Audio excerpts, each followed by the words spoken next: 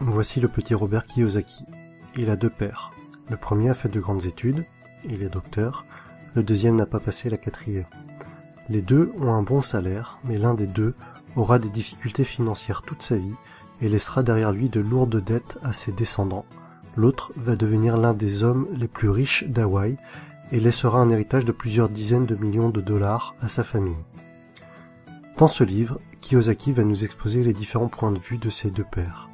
Tous les deux sont d'accord sur le fait que l'éducation joue un rôle primordial dans la vie.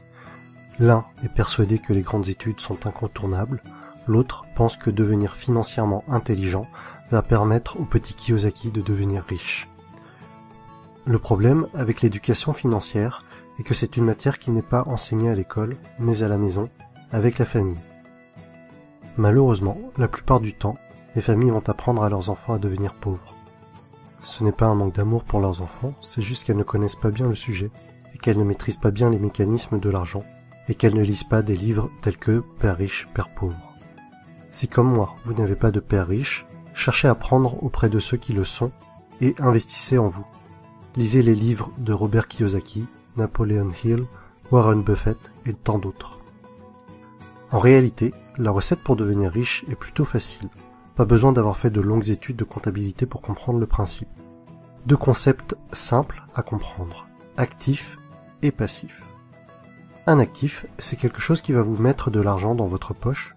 Un passif, c'est quelque chose qui va, au contraire, vous enlever de l'argent de votre poche. En analysant un peu, tout peut être un actif ou un passif. Si vous achetez une voiture, la plupart du temps, il va s'agir d'un passif.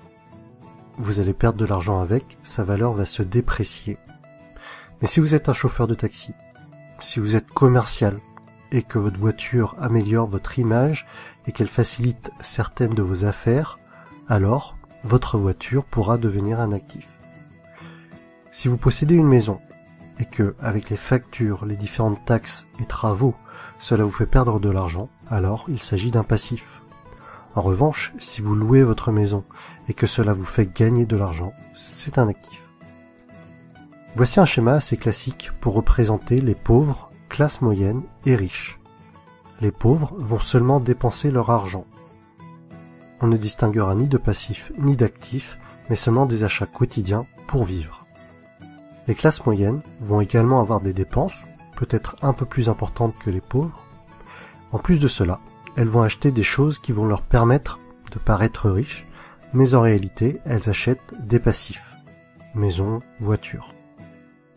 Beaucoup de ces personnes vont considérer leur habitation principale comme étant leur investissement le plus important.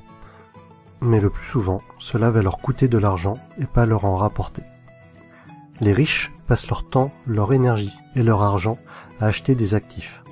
Plus ces actifs vont rapporter, plus ils vont acheter d'actifs. Et par effet boule de neige, les riches deviendront de plus en plus riches. Les pauvres et les classes moyennes n'évolueront pas ou peu. En fait, l'argent que vous gagnez au départ n'a pas beaucoup d'importance. Vous pouvez très bien gagner 10 000 € par mois et tout dépenser dans des futilités en menant un grand train de vie, grande maison, belle voiture, fêtes, alcool, et au final, il ne vous reste plus rien. À l'inverse, vous pouvez ne gagner que 1 500 € par mois aujourd'hui et réinvestir tout l'argent qui vous reste dans des actifs et devenir de plus en plus riche au fil du temps, jusqu'à peut-être même atteindre la liberté financière et ne plus avoir besoin de travailler. Voici quelques exemples d'actifs. L'immobilier, la bourse, un business ou quelque chose que vous avez créé, un livre que vous avez écrit, des tableaux que vous allez vendre. Alors oui, dans la tête de nombreuses personnes, investir dans l'immobilier, dans un business, acheter des actions, c'est parfois risqué et vous pouvez perdre de l'argent. Par contre, ces personnes-là ne sont pas contre acheter une deuxième télévision à écran plat qui dans 2 ou 3 ans ne vaudra plus rien. Personnellement, je préfère perdre de l'argent en ayant essayé d'investir dans quelque chose qui peut potentiellement me rapporter de l'argent, plutôt que d'acheter une deuxième télé dont je n'ai pas l'utilité. Et au final, même si j'ai perdu de l'argent en ayant essayé d'acheter ou de produire un actif, les leçons reçues de mes échecs seront infiniment plus enrichissantes que de passer 3 heures par jour devant des programmes télé sans intérêt. En résumé, si vous voulez devenir riche, soyez financièrement intelligent, apprenez auprès des personnes qui sont devenues riches, apprenez à limiter vos dépenses, concentrez-vous sur les actifs, limitez les passifs. Et voilà mon résumé du livre Père riche, Père pauvre de Robert Kiyosaki. Si vous avez apprécié la vidéo, mettez-moi un pouce bleu en bas à droite. Et pour suivre mon actualité, abonnez-vous.